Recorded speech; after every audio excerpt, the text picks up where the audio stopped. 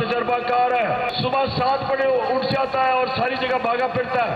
अब किधर शहबाज शरीफ बताओ जरा, हमने आपका जो बैंकक्रफ्ट दिया, पाकिस्तान दिवालिया निकाल के हमें दिया, हमें फख्र है कि हमने हर मुश्किल वक्त से निकाला। कोरोना के अंदर अपने लोगों को बचाया, अपनी मायशत को बचाया, अपने गरीब को बचाया। वो मुल्क 5 मुल्कों में से एक मुल्क पाकिस्तान है। और अगर ये होते तो आज यहाँ लोग भूखे मर रहे होते। और जब इन्होंने हमारी गवर्नमेंट गिराई, इस मुल्क पे सबसे ज्यादा डॉलर आ रहा था। हमारे जो बैरून मुल्क पाकिस्तानी, जो हमारा सबसे बड़ा असासा, उन्होंने 31 अरब डॉलर पाकिस्तान भेजा, रिकॉर्ड। और आज भागे फिर रहे हैं दुनिया में। अब जब उनके घुटने दबाएंगे, पैर दबाएंगे, जूत पॉलिश करेंगे जूते कि जी हमें किसी तरह पैसा दे दो। तो इसलिए मैं आज अपने पाकिस्तानियों को कह रहा हूं, आपने सबने तैयारी करनी है। अस्सलाम वालेकुम नाज़रीन, प्रोग्राम एक्सपर्ट में मैं आपके साथ नबीला सिंधु पैनल का तारुफ करवा दूँ। पैनल में शामिल होंगे अयाज खान साहब, आमिर इलियास राना साहब, हाफिज ताहिर, महमूद अशरफी साहब, फैसल हुसैन साहब, और साथ हासिल रहेगा मोहम्मद इलियास साहब का। बिलाखिर हुकूमत ने लंदन में मुशावरत और इत्तेहादियों से सलाह मशवरे के बाद फौरी इलेक्शन के बजाय मौजूदा चैलेंजेस का सामना करने का फैसला कर लिया। वज़ीर आज़म की सदारत में होने वाले इजलास में इत्तेहादियों ने सख्त फैसलों का बोझ उठाने की यकीन दहानी करा दी और मशवरा दिया कि मुआशी इस्तेहकाम के लिए हर फैसले में हुकूमत के साथ हैं। मईशत की बेहतरी के लिए फिलफौर इक़दाम किए जाएँ और IMF प्रोग्राम को फौरी हतमी शक्ल दी जाए। इजलास में इस बात पर भी इत्तफाक किया गया कि इंतखाबी इस्लाहात और नैब तरामीम के बगैर इलेक्शन नहीं होगा और हुकूमत 2023 तक अपनी आइनी मुद्दत पूरी करेगी। जिसके बाद वज़ीर आज़म ने मुआशी फैसले लेना शुरू कर दिए। डॉलर को लगाम डालने और रुपए की कदर को मुस्तहकम करने के लिए गवर्नमेंट ने 80 से ज़्यादा गैर ज़रूरी और लग्जरी अशिया की दरामद पर पाबंदी लगाने का फैसला किया। कतर में हुकूमत और IMF के दरमियान मुज़ाकरात जारी हैं। मुज़ाकरात कामयाब होने की सूरत में पाकिस्तान को 1 अरब डॉलर की किस्त जारी होगी।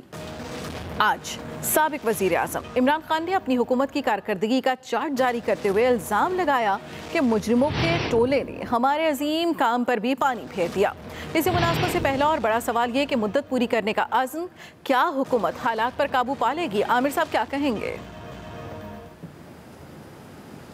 देखें जी, हुकूमत हालात पे क्या काबू पाएगी? हालात कोई थे कि जिसको आप 1 महीने में कहें कि हालात पे काबू पा लेंगे? बिल्कुल नहीं पा सकते। हालात बहुत ज़्यादा ख़राब से ख़राब तर हो चुके हैं।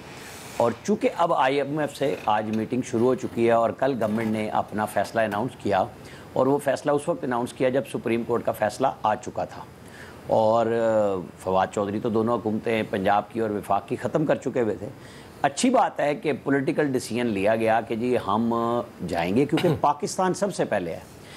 आज ये इलेक्शन अनाउंस कर दें तो तब भी पाकिस्तान को उतने ही पैसे चाहिएंगे IMF के साथ कि इस मुल्क को चलाने के लिए। पैसा तो ना इमरान खान साहब के पास था, ना ये कोई घर से लेके आए हैं। पैसे तो चाहिएंगे।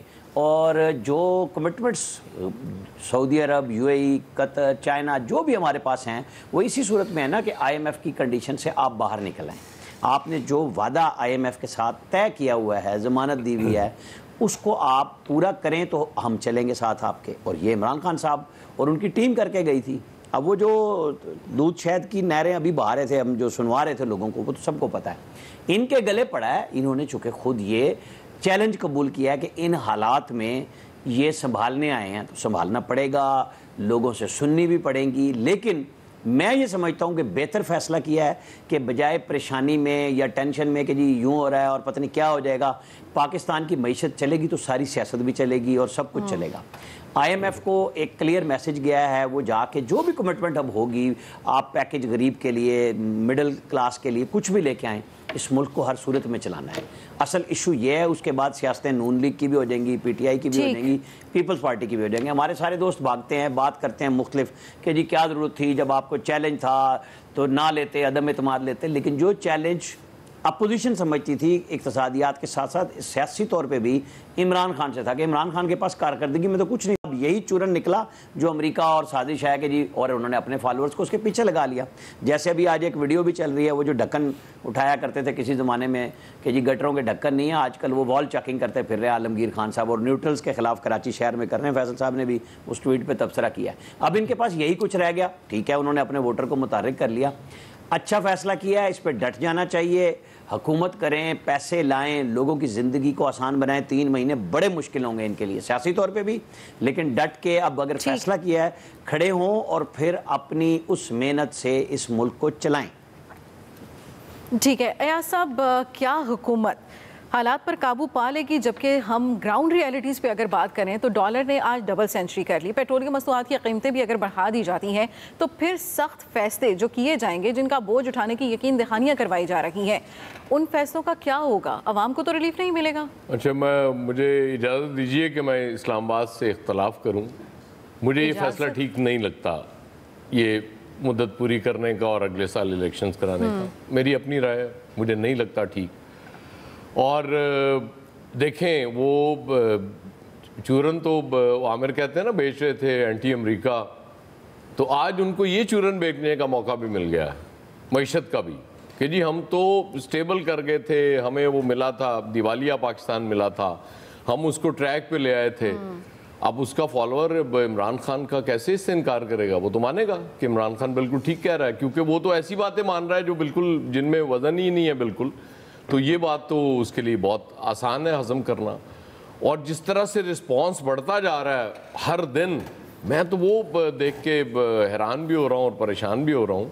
आज जो लाहौर में वकला कन्वेंशन में हुआ, और उसके बाद में अभी थोड़ी देर पहले जो गुजरांवाला में क्राउड देख रहा था, आप यकीन करें इतनी गर्मी है स्पेशली ये लाहौर और इस खत्ते में कि 10 मिनट बाहर खड़ा होना बड़ा मुश्किल हो रहा है, इतनी गर्मी है। लेकिन इसके बावजूद, क्योंकि ख्याल यही था कि ये गर्मी में कहाँ तहरीक चल सकती है, कहाँ लोग आएंगे, वो सारे निकलते आ रहे हैं। हाँ, अब सबसे ज़्यादा जो ट्रम्प कार्ड है गवर्नमेंट के लिए वो IMF से डील होना है। IMF से $1 अरब आने का मतलब ये है कि वो $1 अरब नहीं है, वो बहुत से डॉलर आएंगे, बहुत अरब डॉलर आएंगे आपके पास जब IMF से आपकी डील हो जाएगी। फिर अमेरिका से भी आज कुछ इशारे इसी तरह के आ रहे हैं कि जी वो भी मदद करने के लिए तैयार है। और अल्लाह करे ये चीज़ें हो जाएं और कुछ सांस लेने का मौका मिल जाए इस गवर्नमेंट को भी, क्योंकि वो ये चीज़ें तो हम बार बार कह रहे थे कि भाई क्या ज़रूरत है इनको लेने की, अपने बोझ गले में क्यों डालेंगे। कि जब बात ये एक होती थी कि जी मार दिया महंगाई ने, आज यकीन करें वो जो मरे हुए थे महंगाई से वो भी ये भूल गए हुए हैं कि महंगाई थी। उनको लग रहा है कि वो शायद कुछ भी नहीं थी महंगाई, क्योंकि गवर्नमेंट को फैसले तो सख्त लेने पड़ेंगे। ठीक है, वो इत्तेहादी साथ खड़े हो गए सारे, और वो बात हो रही है कि जी ढोल चुके हमने सब ने मिल के गले में डाला था, इसलिए मिल के बजाएंगे भी, बिल्कुल आपको बजाना पड़ेगा, अब आप किसी पे एहसान नहीं करेंगे। तो मेरे ख्याल में फ़ैसला ठीक नहीं है, लेकिन मेरी दुआ है कि ये जो IMF से सबसे पहले डील हो जाए और उसके बाद चीज़ें फिर कुछ तो काबू में आएंगी, वरना हालात वो आपने कहा ना डबल सेंचुरी ओपन मार्केट में तो कर गया। अल्लाह करे कल से इसकी वापसी शुरू हो जाए और थोड़ा सा कोई इतना स्टेबल तो हो जाए, चले वो उस दौर तक ही वापस चला जाए, तो हम कहेंगे कि कुछ बेहतरी आना शुरू हो गई। ठीक है, ताहिर अशरफी साहब, कतर में हुकूमत और IMF के दरमियान मुज़ाकरात भी जारी हैं। आपको लगता है कि हुकूमत इन मुज़ाकरात में रिलीफ लेने में कामयाब हो सकेगी? बिस्मिल्लाहिर्रहमानिर्रहीम, नहमदुहु व नुसल्ली व नुसल्लिमु अला रसूलिहिल करीम। देखिए, बात यह है कि हुकूमत के लिए बड़े मसाइल हैं और आसान नहीं है इस वक्त जो हमारी माशी सूरत हाल है। उसमें आप देखें डॉलर जिस तरह ऊपर जा रहा है, स्टॉक एक्सचेंज का मामला है, तो मुद्दत पूरी करने का मामला जो है वो यहाँ तो ये है कि हुकूमत बोल्ड स्टेप ले ले, लेकिन अब कल जो फैसला आया सुप्रीम कोर्ट का, उसके बाद तो अब वही बात है कि किसी वक्त कुछ भी हो सकता है, कोई 2 मेंबर नाराज़ हो जाए, 4 मेंबर ऊपर नीचे हो जाए। तो इस सारे बहरान जो पंजाब में है, मरकज़ में है, पूरे मुल्क में आज बलूचिस्तान में देख रहे हैं, इसका हल तो नए इलेक्शन हैं। वो कब होने हैं उसके लिए इंतखाबी इस्लाहात बहुत ज़रूरी हैं। आपके यहाँ जब तक इंतखाबी इस्लाहात ना हों और ये जो पैसे का और ताकत का जो है मामला है इलेक्शन में वो ख़त्म ना हो, और फिर उसके बाद जो बहुत अहम बात है वो ये है कि सारी पार्टियाँ जो हैं वो इस पर मुत्तफिक हों कि एक मिसाक पाकिस्तान तो करना होगा, इलेक्शन से पहले करें कि जो भी अवाम जिसको भी मैंडेट दे, साफ शफाफ इलेक्शन हों, वो उसे कबूल करे।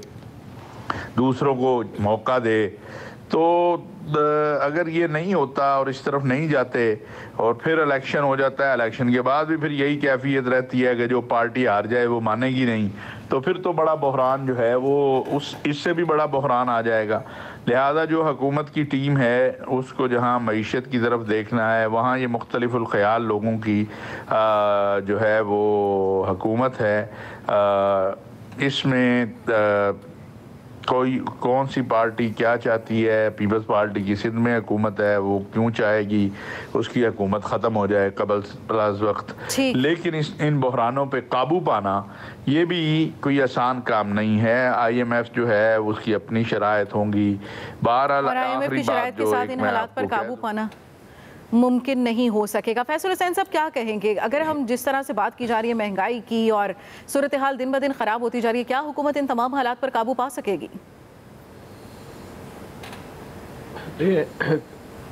जो भी फैसले हो रहे हैं वो कोई कौम के या मुल्क के या अवाम के मफादात को देख कर नहीं हो रहे, बल्कि ये सियासी जमातें, जो इत्तेहादी जमातों की हुकूमत है, ये अपने सियासी मफादात को सामने रख कर जो है वो फैसले कर रहे हैं।